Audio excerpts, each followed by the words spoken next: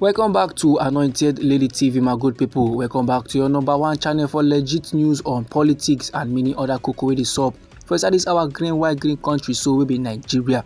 Like this now, me don't come with breaking news, me don't come with updates. Me get reports from my table where the general public need to be aware about. And the cocoa be say, one countryman wey dey go by the name Segun.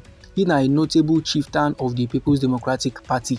He now don't come outside to voice his own concerns regarding the ongoing crisis for inside Rivers State and the internal conflict within the People's Democratic Party, particularly in relation to the FCT minister wey be RI0USLY.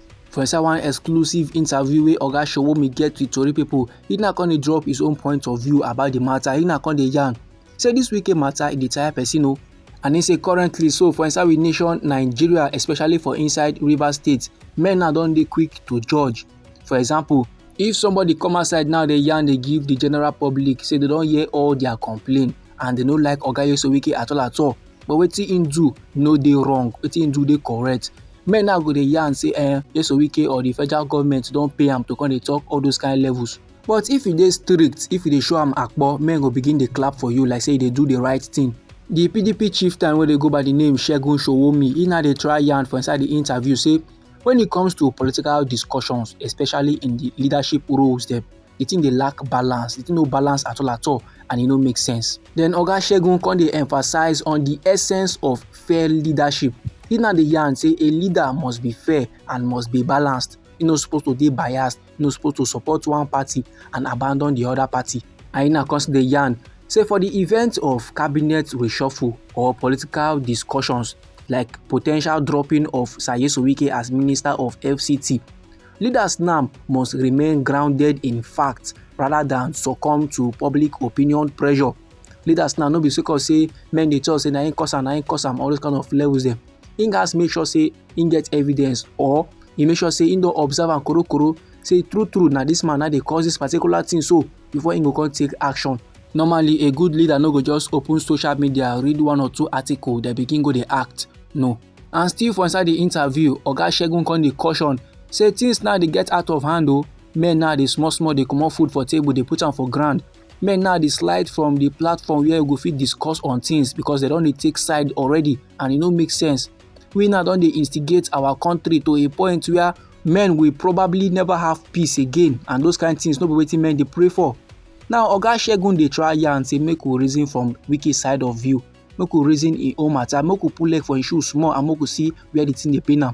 And normally if men continue to dey point finger of blame and dey bear grudge for mind, how peace wan take enter, how peace wan take come board? And no be lie, the main reason why tensions dey currently for inside Rivers State and the reason why the President of the Federal Republic of Nigeria wey be Asiwaju Bola Ahmed Tinubu declare a state of emergency for inside Rivers State, and he can suspend the state governor plus his deputy and all members of the Rivers State House of Assembly. Na sake of the political beef wey dey between the Rivers State governor wey be Sasim Fubara and the minister of FCT wey still be former governor of the Rivers State, and I'm talking about RI0USLY. And if men true want make peace come board for inside Rivers State and we nation Nigeria, they need to tackle the problem from the roots. They need to make sure say they squash the beef wey dey between the Rivers State governor Sasim Fubara and his predecessor wey be RI0USLY. And in order to do that, they need to find out wetin dey cause the grievances. They need to find out wetin make Sasim Fubara dey para for RI0USLY, and then they gats find out why RI0USLY dey para for Sasim Fubara. Doing so go last bring peace and unity back to Rivers State. And still for inside the interview wey the PDP chieftain Segun get with Tori people, he na come dey yarn say na the Rivers State elders na dey responsible for the failure to mediate, the failure to calm down the political beef wey dey between Sasim Fubara and his predecessor wey be RI0USLY. Oga Segun now dey argue say instead of the Rivers State elders to work to do the needful, instead of the elders to try and reconcile both factors, the elders go dey worsen the tensions by fueling division. The leaders now, some come dey support Sasim Fubara, some come dey support RI0USLY, and normally they no supposed to take side on the matter. They're supposed to make sure say peace come board. And sake of say they don't take side now, they don't ultimately contribute to the state of emergency where our president don plaster for Rivers State. Then Oga Segun come dey yarn say normally e no get any country for this planet wey go accept a situation where power struggles among just a few individuals go dey dictate the fate of an entire state. No, those kind of levels no dey work. So him now wey be Segun Sowunmi, he come dey accuse the elders of neglecting their role to foster peace, to bring back unity for inside Rivers State. And in the yarn say na the leaders their failure to bring Samson Fubara and Saye Sowike together na deepen the crisis for inside Rivers State. Sake of say now dem fail to squash the beef between these two mature men.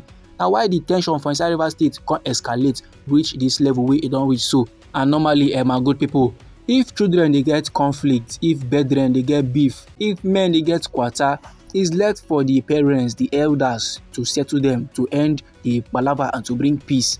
That na why Oga Segun dey yarn say the Rivers State leaders and elders dey no try at all. It was their responsibility to calm down the tensions. It was their responsibility to act decisively to make sure say palava no true come board for inside Rivers State, but they no do so.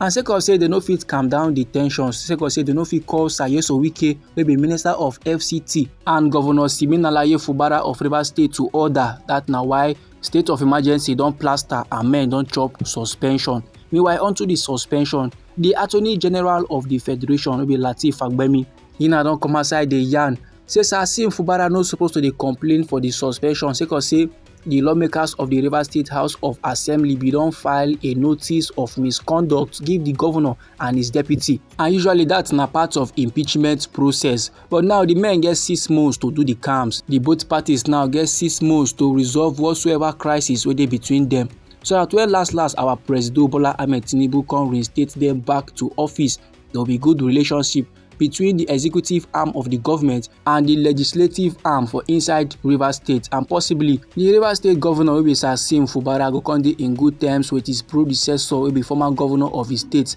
wey don become the Minister of FCT, and I'm talking about Saye Sowike. Now I believe say men still dey para for inside Rivers State. I believe say men no still get joy about the things and things we play. But Oga Segun Sowunmi now don come for interview, come pass a clear message give the general public. E go good make men stop to dey judge. E go good make men stop to dey take sides and make them start to dey do the things and things wey go reconcile the both parties. And they gats do am for the interest of peace and unity for Rivers State, and they gats do am for the interest of the Rivers State people. So this my good people na the informate I wan share give the general public. And onto this informate too, I believe say countrymen go get things and things to talk about. So make you no let anybody or anything stop you. Anyhow the matter be you for body, feel free make you drop am inside our comment section. Or if you be say you get contributions about this very particular topic, still drop am for inside our comment section. Once again, now we be Anointed Lady TV. Our hobby na to dey give you legit news on politics and many other koko wey dey sup for inside this our green white green country so wey be Nigeria. So if you be say you like this update and you would like to dey receive more, then sharply make you subscribe to this channel and make you put on the notification bell so that as we dey bring more news dey come, now you go first receive the update and you go even get am sharp. Now me dey come back again with more legit for you my good people. Try make you no go anywhere.